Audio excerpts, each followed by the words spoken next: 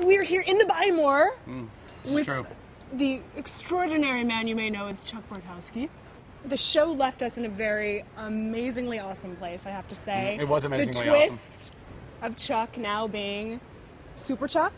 Can we call him Super Chuck? Zuba. I like to call him Uba Jug. Yeah, Uba. Well, it's a German thing for all of our peeps out there. We have a lot, in Frankfurt especially. People don't realize.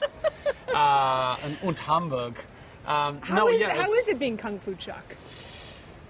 Pretty awesome. Yeah? Pretty amazingly awesome. I think you worded it appropriately. Thank you. I mean, for 2 years I've sat on the sidelines and watched Yvonne and Adam, kick a lot of bad guy butt. Yeah. And ever since I was a little boy, all I wanted to do was run around with a gun and do war movies and stuff like that. And now you get a little piece of that. I'm like, it's a little like The Matrix. I'm a little Neo-esque. I got my powers that I can evoke when the time is necessary.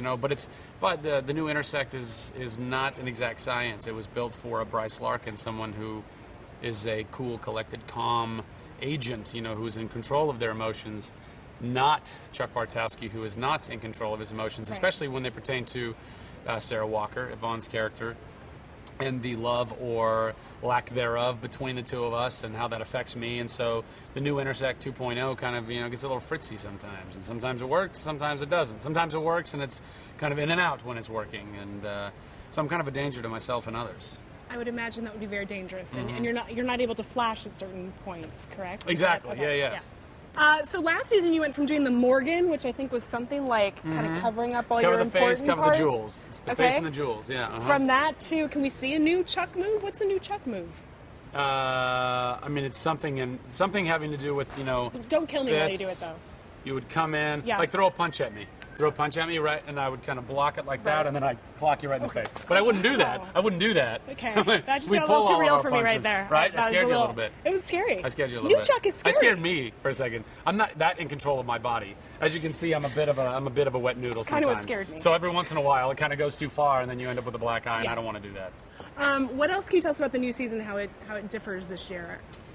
I mean, really the big differences are Chuck 2.0, or rather the Intersect 2.0, and that, being in Chuck's mind, body now, and how that affects him and the missions, because he can have these physical flashes now. That's a really big change. And, these new kind of love interests coming in, and Sarah and Chuck finding themselves being forced apart, both because of the Intersect and how Sarah affects Chuck with that. And then also, now that Chuck's becoming a spy, the whole dynamic was that they couldn't really be together because of the spy world, and so now that he wants to and is committing to being a spy, now they really can't be together in that regard. But I think things will smooth themselves out. Can we talk about Chuck and Sarah, please? Okay, if you really feel like we have to. I'm hearing some rumblings that there are some new love interests coming on this season. We Yeah. have Kristin Crick for you. That's right. And Brandon. I call her Krauk. Kristin Krauk. It's Dutch. I just picture her in little wooden shoes all the time. And Yvonne also has a new love interest. I'm concerned. I want Chuck and Sarah together. I'm just going to put it out there. A lot of people want Chuck and Sarah together, and I don't blame them. I mean, we've kind of set up the whole, dynamic of the love story to be that. Right. But I think, you got to pace yourself and let that be. If you just give everybody what they want from the get-go, then you leave yourself nowhere to go. Right. And if you have to kiss some other pretty girls in the meantime, I mean, if it's somebody's your job. Do it, somebody's got to do it. What can you tell us about Hannah, Kristin Crick's character? Chuck meets Hannah on a plane to Paris.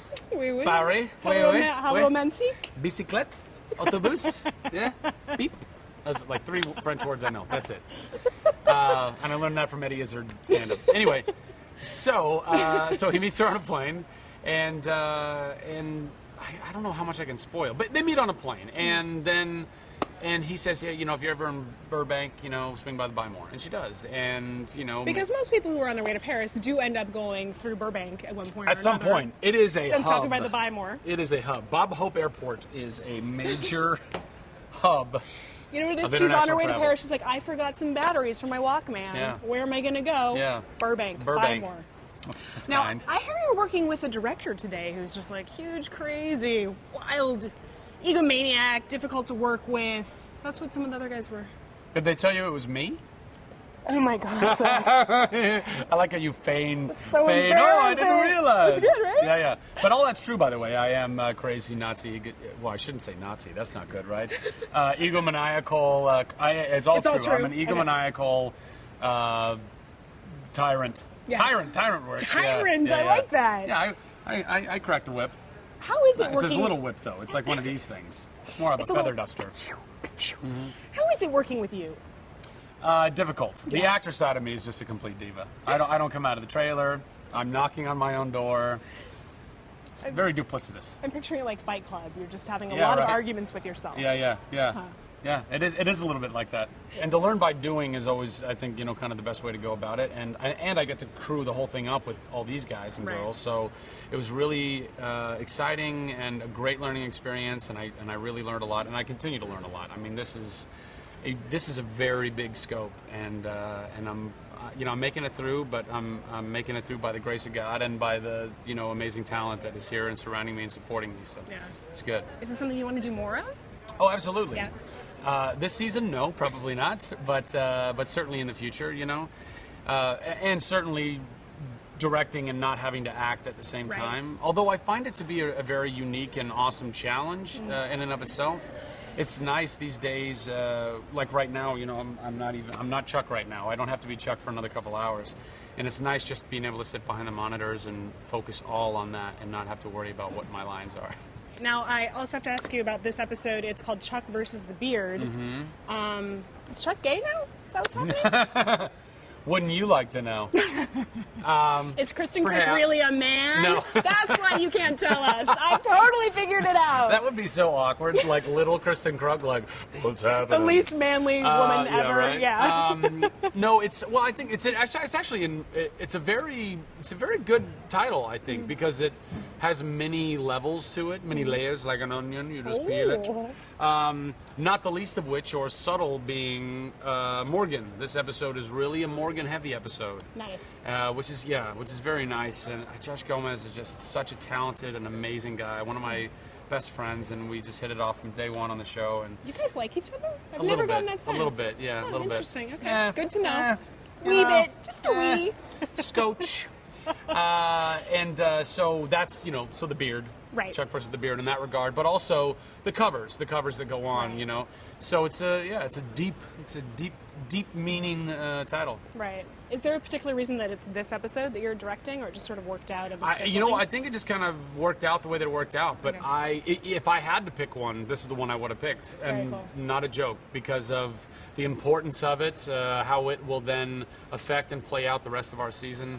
There's a lot that happens in this episode that's like really poignant, and I'm really, really stoked to have this as my debut episode to direct. Yeah. Well, I know you have just like a couple things you're doing today, other than starring in your show where you're the title character and directing. Yeah. So we should probably let you go. And I have some shopping to do. Yeah, no, feel so- free. Yeah. I Most can of the just take boxes are anything, empty, right? so don't get duped by that. Actually, take the Oh. hardware.